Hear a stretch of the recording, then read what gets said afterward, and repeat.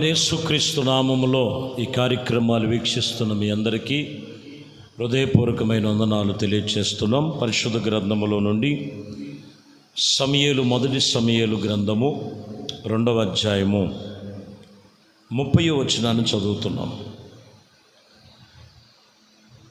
నీ ఇంటి వారును నీ పితరులను నీ ఇంటి వారిని నా సన్నిధిని యాజకత్వము జరిగించుదురు యెహోవా ఆజ్ఞ ఇచ్చి ఉన్నాడు. ఇప్పుడు అది నా మనస్సునకు కేవలము ప్రతికూలమాయును. ఇశ్రాయేలు దేవుడైన యెహోవా సెలవిచ్చుచున్నాడు. కావున యెహోవా వాక్కు ఏదనగా గణపరచు వారిని నన్ను గణపరచు వారిని నేను గణపరచదును, నన్ను తునీకరించు వాడిని తునీకరించదును. ఈ వాక్యములో నన్ను గణపరచు వారిని నేను గణపరచదును, నన్ను తునీకరించు వారిని నేను తునీకరించదును. ఏలి అనే దైవజనుడు వాళ్ళ కుటుంబం ప్రభు చెబుతున్న మాట, దేవునికి అనుకూలమైన సేవ చేయాలి, అనుకూలమైనటువంటి విశ్వాస జీవితంలో ఉండాలి, దేవునికి అనుకూలముగా నడుచుకోవాలి. ఇక్కడ ప్రతికూలతలో ఉన్నట్లుగా గమనించి ఈరోజు వాక్యం చెప్తున్న మాట, నన్ను ఎవరైతే గణపరుస్తారో నేను వానిని గణపరచదును. అయ్యా, నేను ఘనత కావాలి, నాకు ఘనత కావాలి, నాకు ఘనత కావాలి. ఘనత అనే మాటకు హెచ్చింపు జీవితం.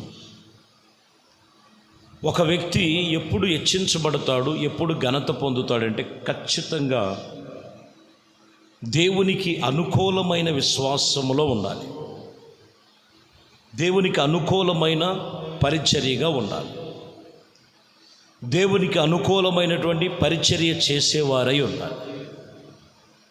ప్రతికూలత కలిగినట్లయితే వాళ్ళకి రావలసిన ఘనత తునీకరించబడుతుంది.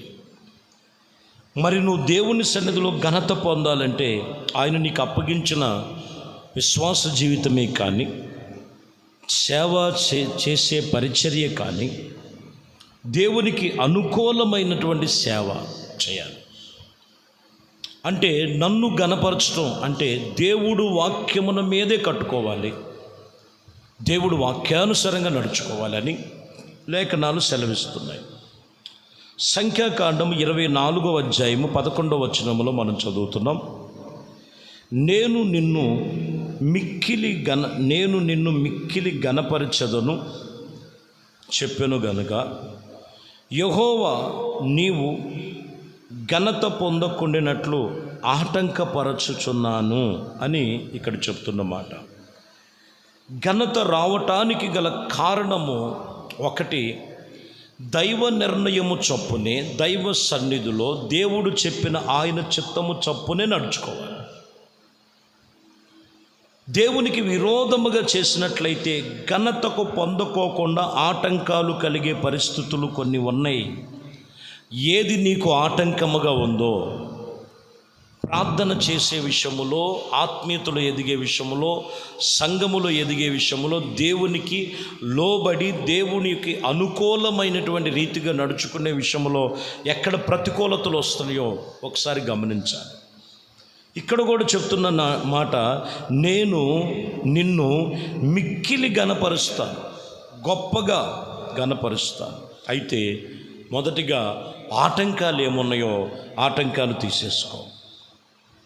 91వ కీర్తన 14వ వచనం చూద్దాం. అతడు నన్ను ప్రేమించుచున్నాడు గనుక నేను అతన్ని తప్పించదను, అతడు నా నామమును ఎరిగిన వాడు గనుక నేను అతన్ని గణపరచదను. సరే, ఒకరు దేవుడి సన్నిధిలో హెచ్చించబడి ఘనత పొందుకునే అనుభవం ఏంటంటే యేసుక్రీస్తును ప్రేమించాలి, వాక్యమును మనం అనుసరించాలి, నిన్ను వలె నీ పొరుగు వారిని చూపించే ప్రేమలో కూడా జాగరూకులై ఉన్నారు. అతడు నన్ను ప్రేమిస్తున్నాడు, అతడు నా ఆజ్ఞను అనుసరిస్తున్నాడు, కనుక నేను అతన్ని తప్పించదను. నా నామమును ఎరిగి ఉన్నాడు గనుక నేను అతన్ని ఘనపరుస్తాను. దేవుడు ఘనత ఎప్పుడు కలిగి ఉంటుందంటే ఆయన్ని మనం తెలుసుకోవాలి, ఆయన ప్రేమలో మనము నిలిచి ఉండాలి. ప్రకటన గ్రంథములో ఒక సంఘముతో మాట్లాడుతున్నారు. అక్కడ 3వ అధ్యాయం 8వ వచనములో, నీ క్రియలను నేను ఎరుగుదును, నీకున్న శక్తి కొంచెమై ఉండెను, నీవు నా వాక్యమును గైకొని నా నామమును ఎరగలేదు. ఇదిగో తలుపు నీ ఎదుట తీసి ఉంచి ఉన్నాను, దానిని ఎవడును వేయలేడని రాయబడి ఉంది. ఈ వాక్యములో మనం చూస్తే ఈ సంఘానికి ఉన్నటువంటి క్రియలను ఎరిగాడు, ఆ సంఘానికి ఉన్న శక్తి కొంచెముగా ఉన్నది. నా వాక్యమును నువ్వు గైకొని నా నామమును నువ్వు ఎరగాలి. తలుపు నీ యొద్ద తీసే ఉంది. ఎందుకు వాక్యమును ఎరగమంటున్నాడంటే, నీ హృదయము తెరవబడి నీ క్రియలు మార్చుకొని ఆత్మీయ జీవితంలో నువ్వు నడుచుకోగలిగితే దేవుడు ద్వారాలు తెరవబడి ఉన్నాయి. నిన్ను ఘనతాస్పదముగా ఉంచటానికే ప్రభు అక్కడ నిన్ను ఘనపరచటానికే దేవుడు నియమించి ఉన్నారనే సత్యమును మనం తెలుసుకోవాలి. దేవుడు నియమించి ఉన్నారనే జ్ఞానాన్ని మనం తెలుసుకోవాలి. పిల్లరా, లేఖనాలు సెలవిస్తున్నటువంటి మాటలు ఇవే. కాబట్టి వాక్యం చెప్తున్నటువంటి మాట, దేవుని సన్నిధిలో మనము ఘనత పొందాలంటే ముందు క్రియలను, దేవుడు శక్తిని పొందుకొని, ఇదిగో వాక్యాన్ని గైకొని ప్రభుతో నిబంధన చేసుకున్నప్పుడే. నీ క్రియలు ఎలా ఉన్నాయి, నీ ఆలోచన విధానం ఎలా ఉంది, వాక్యమును గైకొని వాక్యానుసారంగా నడుచుకునే విషయంలో నువ్వు చాలా జాగ్రత్తగా ఉండాలి. అప్పుడు నువ్వు ఘనత పొందుతావు. దానియేలు గ్రంథములో 3వ అధ్యాయం 30వ వచనాన్ని చదువుతున్నాను. అంతటా ఇదిగో ఇక్కడ రాజు దగ్గర ఏ పేరు సంపాదిస్తున్నారో చూడండి. అతడు నుండి రాజు షద్దకు, మేషకు, అబద్నిగోలు వారిని బబులోనులో ఉన్న ఆస్థానములలో హెచ్చించను అని రాయబడింది. షడ్రకు, మేషకు, అబద్నిగోలను ఘనపరిచినట్లుగా రాజు ఇదిగో అక్కడ బబులోను యొక్క ఆస్థానములలో హెచ్చించినట్లుగా రాయబడి ఉంది. చూడండి, ఒక హెచ్చింపు జీవితము ఎప్పుడొచ్చింది ఈ ముగ్గురికి, షడ్రకు, మేషకు, అబద్నిగోలకు? మీరు గమనించాలి. శ్రమల గుండా వచ్చినప్పుడే, శ్రమలలో పాలిభాగస్తులైనప్పుడే, కొన్ని పరిస్థితులు ఎదురైనప్పటికీ వాళ్ళ క్రియల్లో మార్పు లేదు, వాళ్ళ తలంపుల్లో మార్పు లేదు, ఇంకా చెప్పాలంటే వాళ్ళకున్న విశ్వాసములో మార్పు లేదండి. 17లో చదువుదాం, 3వ అధ్యాయం 17లో ఉంటుంది. ఇదే రాజు చెప్తున్నాడు, వీళ్ళకి మరణదండన శిక్ష విధించండి. ఏంటంటే ఈ మరణదండన అగ్నిగుండములో వేయండి, శిక్ష వేయండి వీళ్ళకి అని చెప్పినప్పుడు వాళ్ళు ఎక్కడికి వచ్చారు? ఇప్పుడు ఈ 17లోకి వచ్చేలకే వాళ్ళు చెప్తున్న మాట, మేము సేవించుచున్న మా దేవుడు మండుచున్న వేడి గుండము కలిగిన అగ్నిగుండములో నుండి మమ్మలను తప్పించి రక్షించుటకు సమర్థుడు, మరియు నీ వశమును పడనకుండా ఆయన మమ్మల్ని రక్షించును. ఒకవేళ ఆయన రక్షించకపోయినను మేము నువ్వు చెప్పినట్లుగా చేయము. ఖచ్చితమైన నిర్ణయం తీసుకున్నారు వాళ్ళు. హల్లెలూయా. దేవుణ్ణి ఘనపరుస్తున్నారండి అక్కడ, దేవుని మహిమపరుస్తున్నారు అక్కడ. ఈరోజు శోధనలో, కష్టాల్లో, ఇబ్బందుల్లో కృంగిపోతాం కాదు, అక్కడ దేవుణ్ణి ఘనపరచాలి. ఎందుకు కొన్నిసార్లు శ్రమల గుండా తీసుకొస్తాడంటే, ఎందుకు నిన్ను కొన్నిసార్లు ఇబ్బందుల గుండా తీసుకొస్తాడంటే, ఎందుకు కొన్నిసార్లు నిన్ను పరిస్థితుల్లో కొన్ని నీ ముందు ఉంచుతాడంటే, అక్కడ నిన్ను ఘనపరచటానికి.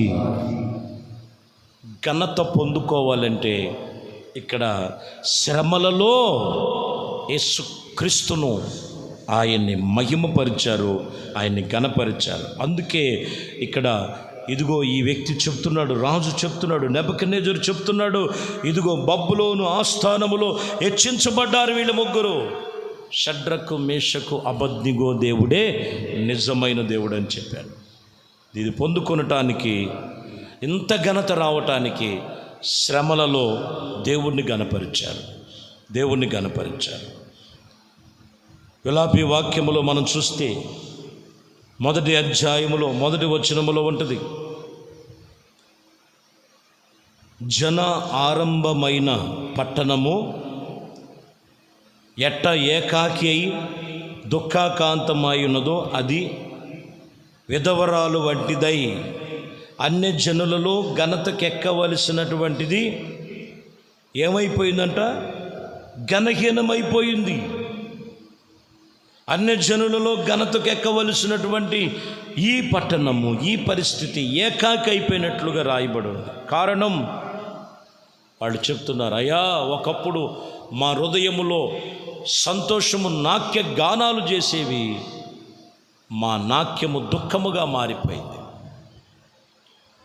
మా తలల మీద ఉన్న కిరీటములు పడిపోయినాయి. ఘనతగా ఉండవలసిన జీవితాలు ఘనహీనమైపోవటానికి కారణం ఏంటంటే, మేము యెహోవా దృష్టికి పాపం చేశాం, దేవుడి దృష్టికి పాపం చేశాం. జన ఆరంభ దినాలలో ఆ పట్టణము ఇదిగో ఘనతకి ఎక్కవలసింది ఏకాకి అయిపోయింది. ఏకాకి కారణం ఏంటంటే పాపం, పాపం, పాపం. ప్రియమైన దేవుని బిడ్డలారా, వాక్యం చెప్తున్నటువంటి మాటలు మీరు గమనించాలి. సజీవుడైన యేసుక్రీస్తునందు విశ్వాసము కలిగి దేవుని యందు భయభక్తులు కలిగినటువంటి వారు, నన్ను ఘనపరచు వారిని నేను ఘనపరుస్తాను. ఏ విషయంలో నువ్వు దేవుణ్ణి ఘనపరుస్తున్నావు, ఎలాగ ఘనపరచాలి?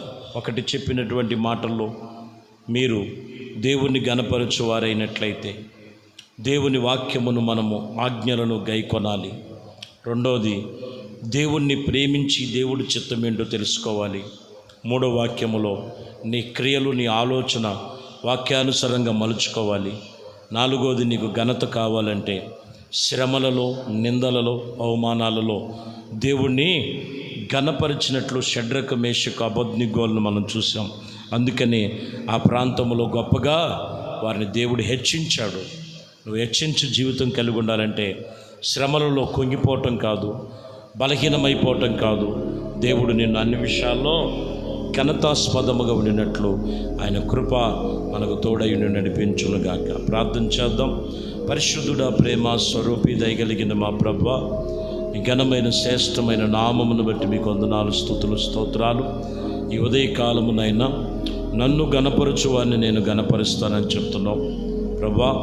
విశ్వాసములో మిమ్మల్ని ఘనపరచాలి, ఆత్మీయ విషయములో మిమ్మల్ని ఘనపరచాలి, సేవా పరిచర్య విషయంలో మీకు ఘనత కలిగిన పరిచర్యను చేయటానికి మీ కృపను అనుగ్రహించి, ఎక్కడ శ్రమలలో కృంగిపోక, శ్రమలలో, నిందలలో షడ్రకు, మేషకు, అబద్నిగోలు వలె మిమ్మల్ని ఘనపరిచి మహిమపరిచేటువంటి కృప ప్రతి ఒక్కరికి దయచేయమని, ఈ విషయంలో ఈ వాక్యం వింటున్న ప్రతి ఒక్కరిని కూడా ఘనతాస్పదముగా మీరు లేవనెత్తమని, మహిమ, ఘనత, ప్రభావాలు మీకే పొందుకోమని యేసుక్రీస్తు నామములు ప్రార్థించి వేడుకొనుచున్నాము తండ్రి.